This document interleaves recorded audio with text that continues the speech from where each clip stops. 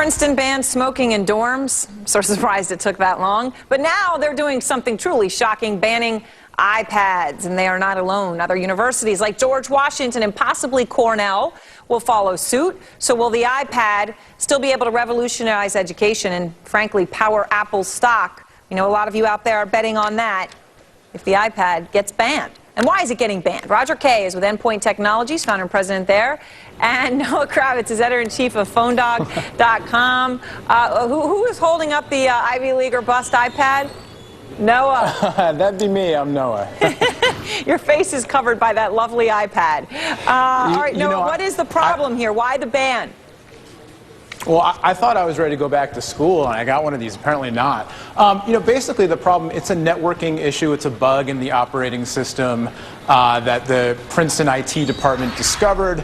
And frankly, I don't think it's going to be a big deal long term. I think Apple will get it corrected in a software update. Honestly, within a couple of days. I'd be surprised if it took longer than that.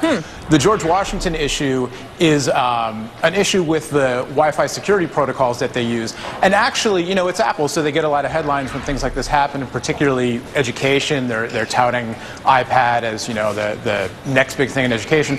But GWU has the same issue with iPhones and iPod touches. So it's nothing new. It's just their Wi-Fi security protocols and Apple's mobile devices don't work together right now. But so, the other issue, Roger, is, you know, in Cornell, they're trying to figure out how to make this work so the iPad doesn't cause, quote, devastating consequences to the network. In other words, it's a data hog. Right.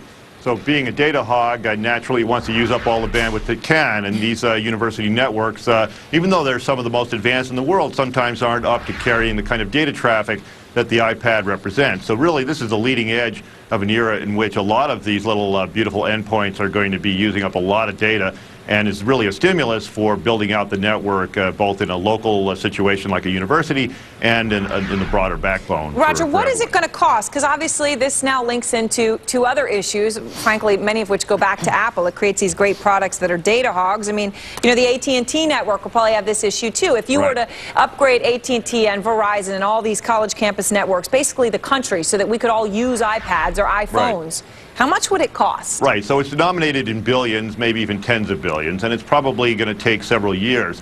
And what we'll see is a slow increment in the capacity of the network, and the experience will tend to get better, but there'll be more and more of these devices coming on at the same time, so it's sort of a race between the devices using all the data and the networks providing enough bandwidth for it all. No, tens of billions is a lot of money. None of the companies out there have been...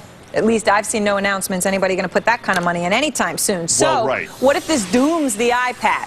Well, it won't doom the iPad. In fact, the iPad is really the first instance of one of these devices. It's not even the first, but I'd say the iPhone was really the first. But it's an increasing use of data by these little endpoints that can just use the full internet everywhere. We're talking about video coming and going to and from everyone's endpoint.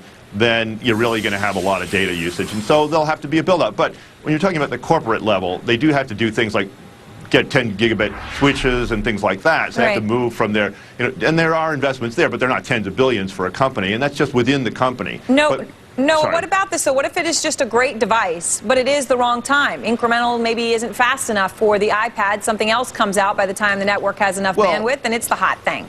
I think people are already getting a lot of the experience. That's how it works. Sorry. Go ahead, Noah. No, I was just going to say, that's how it works in the industry. You know, it was the wrong time for the iPhone, and AT&T's had, you know, much publicized issues in certain parts of the country, where I am, New York City, and people still buy it. And so it's the wrong time for this, and yet all the other manufacturers are racing to put out tablet computers. Tablet computers have been around for a couple of years. They just haven't caught on. So it's always going to be the wrong time, but it's the ante you pay to play this game. So. Well, in Israel, they confiscated them. They're not even allowing anyone to use them in the whole country.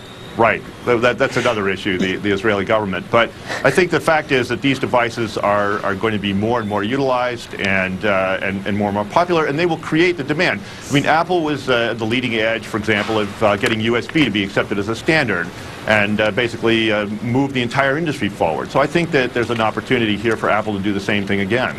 All right, Roger, Noah. And you're also seeing... You're also, very quickly, you're also seeing, with regards to the video, you're seeing other technologies come along, companies like Flow, who now has a standalone mobile TV player, and they're reclaiming spectrum that has, nothing to do with these networks. So you're going to see the technology innovate to find other ways to route these giant chunks of data that, as you said, the endpoints want to use. So. All right, well, thanks very much to both of you. We appreciate it, and there were probably some very ready to be very angry Apple shareholders who maybe feel a little bit better. You're both confident. Could be the right device at the wrong time, but it won't be doomed.